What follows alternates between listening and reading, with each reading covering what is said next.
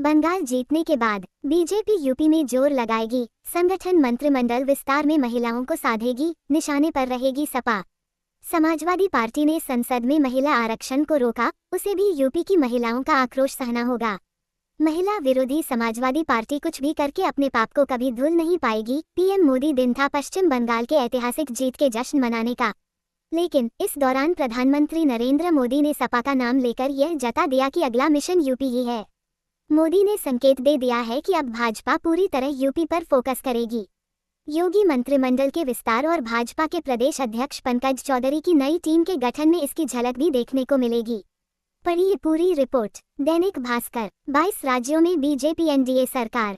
लद्दाख, जम्मू कश्मीर, पंजाब, हरियाणा, हिमाचल, सिक्किम, अरुणाचल, दिल्ली, राजस्थान, उत्तर प्रदेश, उत्तराखंड, बिहार, मेघालय, असम, नागालैंड, गुजरात, मध्य प्रदेश, झारखंड, मणिपुर, मिजोरम, महाराष्ट्र, उड़ीसा, त्रिपुरा, बंगाल, छत्तीसगढ़, तेलंगाना, गोवा, कर्नाटक, आंध्र प्रदेश, केरल, पुडुचेरी, तमिलनाडु। लोकसभा चुनाव 2024 में मिले झटके के बाद भाजपा ने हरियाणा, महाराष्ट्र और दिल्ली विधानसभा चुनाव में जीत दर्ज की।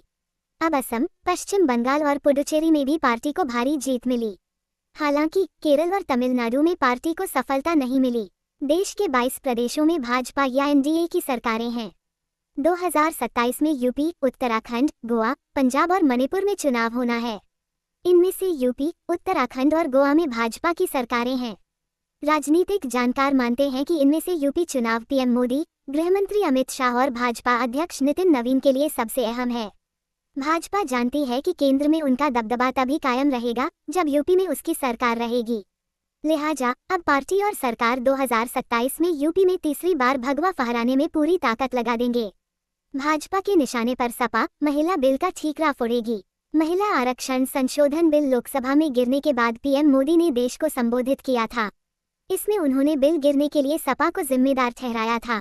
कहा था सपा के पास मौका था कि वो अपनी महिला विरोधी छवि होने के दाग को कुछ कम कर सके, लेकिन वह इसमें चूक गई। वो लोहिया जी को तो पहले ही भूल चुकी है। बिल का विरोध करके लोहिया जी के सारे सपनों को पैरों तले रौंद दिया है। सपा महिला आरक्षण विरोधी है, ये यूपी की और देश की महिलाएं कभी नहीं भूलेंगी। यही बात उन्होंने पश्चिम बंगाल, असम और पुडुचेरी में जीत के बाद जश्न मनाने भाजपा मुख्यालय पर कार्यकर्ताओं के सामने दोहराए। जानकार मानते हैं कि इसी लाइन से पीएम मोदी ने संकेत दे दिया कि अब उनका अगला पड़ाव यूपी ही है। यूपी में हैट्रिक के लिए भाजपा क्या करेगी, कहां क्या असर दिखेगा। एक सरकार और संगठन पर असरा। भाजपा किसी भी हालत में यूपी में तीसरी बार सरकार बनाना चाहती है। इसके लिए वह किसी भी स्तर पर जोखिम उठाने को तैयार है। राजनीतिक जानकार मानते हैं कि योगी मंत्रिमंडल के विस्तार में इसकी झलक देखने को मिल सकती है। इसमें सरकार, संगठन, कार्यकर्ताओं और जनता की अपेक्षाओं पर खरा न उतरने वाले मंत्रियों को हटाया जा सकता है। एंटी इनकम्बेंसी कम करने के लिए कुछ नए चेहरों को जगह दी जा सकती है। जातीय समीकरण का ध्यान रखने के साथ महिला वोट बैंक को साधने की भी कोशिश होगी। महिला मंत्रियों की संख्या बढ़ाई जा सकती है। ऐसे चेहरों को मंत्री बनाया जाएगा जो अपनी जाति के साथ क्षेत्र में भाजपा को फायदा पहुंचा सकें। उधर प्रदेश भाजपा अध्यक्ष पंकज चौधरी की नई टीम में भी इसी आधार पर नेताओं को शामिल किया जाएगा। प्रदेश टीम में भी महिलाओं की संख्या पहले से ज्यादा हो सकती है। टीम में ऐसे लोगों को जगह मिलेगी जो बेहतर चुनाव दो। जल्द घोषित होंगे संगठन प्रभारी। यूपी भाजपा में बीते 2 साल से संगठन प्रभारी की नियुक्ति नहीं हुई है। कभी राष्ट्रीय महासचिव विनोद तावड़े तो कभी राष्ट्रीय महासचिव तरुण चुग को समय समय पर यूपी भेजा जाता रहा है। पार्टी सूत्रों के मुताबिक आने वाले कुछ दिनों में केंद्रीय नेतृत्व की ओर से किसी वरिष्ठ पदाधिकारी को यूपी का प्रभारी बनाया जा सकता है। इसके बाद विधानसभा चुनाव के लिए भी प्रभारी नियुक्त किए जाएंगे। किसी केंद्रीय मंत्री को यूपी में भाजपा का चुनाव प्रभारी बनाया जाएगा। 3. विकास, राष्ट्रवाद और रोजगार का मुद्दा। यूपी की भाजपा सरकार जनवरी से ही विकास, राष्ट्रवाद और रोजगार के मुद्दे को साथ लेकर चल रही है। फरवरी में मेरठ मेट्रो और नमो भारत ट्रेन की शुरुआत की। नोएडा में देश के पहले सेमीकंडक्टर पार्क का शिलान्यास किया। मार्च में जेवर एयरपोर्ट और अप्रैल में गंगा एक्सप्रेसवे का उद्घाटन किया।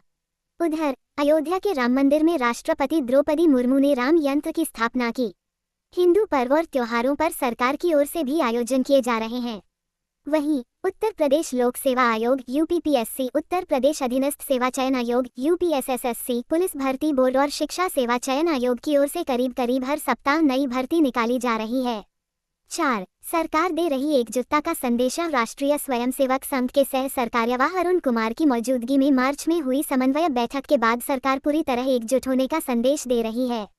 किसी भी मंत्री की ओर से ऐसा कोई बयान नहीं दिया जा रहा जिससे सरकार में खींचतान नजर आए। इतना ही नहीं, एनडीए के सहयोगी दल भी अब गठबंधन को लेकर बयानबाजी से बच रहे हैं। डिप्टी सीएम केशव प्रसाद मौर्य और ब्रजेश पाठक सपा पर हमलावर भी हो रहे हैं।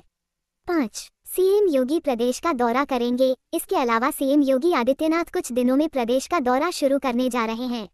सीएम हर जिले में पहुंचकर विकास प्रोजेक्ट्स का शिलान्यास और उद्घाटन करने के साथ जमीनी स्थिति का जायजा लेंगे।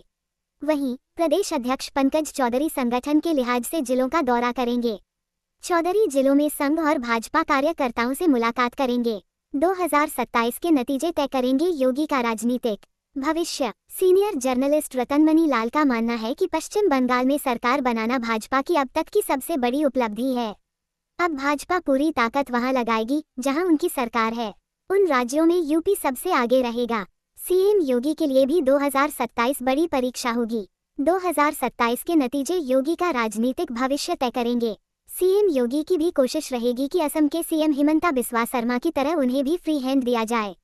सीएम योगी की ओर से जनता और कार्यकर्ताओं में असंतोष कम करने की कोशिश की जा रही है। जैसे स्मार्ट मीटर को लेकर उपजे असंतोष के बाद सरकार को अपना फैसला बदलना पड़ा।